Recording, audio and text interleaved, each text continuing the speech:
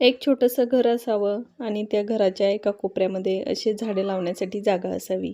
तिथं बसून आपण निवांत गप्पा मारू शकतो, निवांत काहीतरी वाचू शकतो.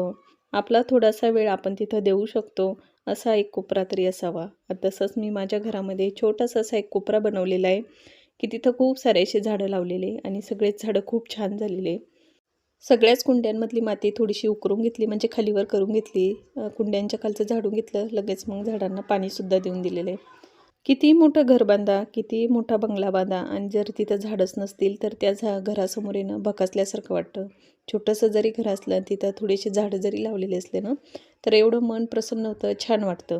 हे मागच्या साईडनं जे झाडं लावलेले तर ते सगळे देवपूजेला फुलं लागतात ना, तर त्याच्यासाठी लावलेले. सगळे फुलांचे झाडे मागच्या साईडनं. चाफ्याचं झाड लावलेलं आहे, शेवंतीचं झाड लावलेले आहे, 2-3 प्रकारच्या शेवंत्या लावलेल्या आहे आणि हो तिथं पुदिनासुद्धा लावलेला आहे बरं. आणि त्याचबरोबर गुलाबाचे सुद्धा झाडे. हे शेवंतीचं झाड आहे ना, तर विकत आणलं पिवळ्या कलरचं, एकदम डार्क पिवळा कलर असतो ना, तर ते पिवळ्या कलरचं शेवंतीचं झाड आणलेलं आहे. खूप सुंदर फुल होतं, तर मला खूप दिवसापासून लावायचं होतं. तर मग ते झाड पण लावून दिलेलं आणि थोडंसं आता त्याला कळ्या असल्यामुळं उमलल्याच्या नंतर मग मी तुम्हाला तसं दाखवणार. मी जे चौरंग बनवले हातानं, तर ते चौरंगावरती देव मला स्थापित करायचे होते. तर इथं हा स्वामींसाठी चौरंग बनवलेला आहे. हा जो चौरंग बनवला, तर हे काही मी तुमच्यासोबत शूट नाही केलं, हे नंतर बनवला. त्याच्यानंतर स्वामींचा जो फोटो ठेवलेला आहे मी देव्हाऱ्यामध्ये, तर त्या फोटोला असा तिलक लावून घेतलेला आहे. खूप सुंदर असा तिलक दिसत होता. त्याचा मी शॉर्ट व्हिडिओ टाकलेला आहे, खूप व्हायरल गेला. तर फोटो पाहूनच तुम्हाला वाटत असेल खूप सुंदर असा फोटो दिसत होता स्वामींचा. खूप छान वाटलं मला. थोडंसं फोटोचा शृंगार करता करता थोडंसं भरूनसुद्धा आलं होतं, म्हणजे माझ्या डोळ्यात पाणी आलं.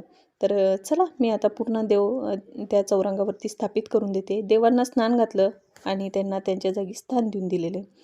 लगेच देवांना फुलंसुद्धा अर्पण करून दिलेले आणि मागच्या साईडनं एक झेंडूचं झाड लावलेले, तर त्या झाडाला फुलंच येत नव्हते, तर मी ते झाड उपटणार होती. पण मी आता तुम्हाला जे फुल दाखवते ना, तर त्या झाडाचंच ते फुल आहे. एवढं सुंदर फुल आलेलं आहे त्या झाडाला, म्हणजे बरं झालं मी ते झाड उपटलं नाही. खूप सुंदर वाटतं देव्हाऱ्यामध्ये ते फुल. तर आज वेळ पण होता आणि मूड पण झाला होता.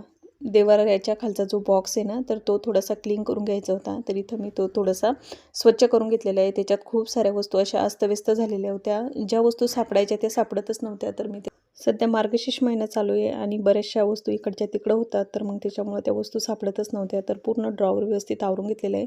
दररोजच्या देवपूजेतलं जे सामान लागतं तेच तिथं ठेवलेलं आहे. खूप सारी घाण पडलेली होती म्हणजे त्या ड्रॉवरमधली, तर ती पूर्ण झाडून घेतली. त्याच्यानंतर इथं मी छान एक रेसिपी बनवली. ती मी लॉंग व्हिडिओमध्ये टाकलेली आहे. चला भेटूया पुढच्या व्हिडिओमध्ये. तोपर्यंत बाय.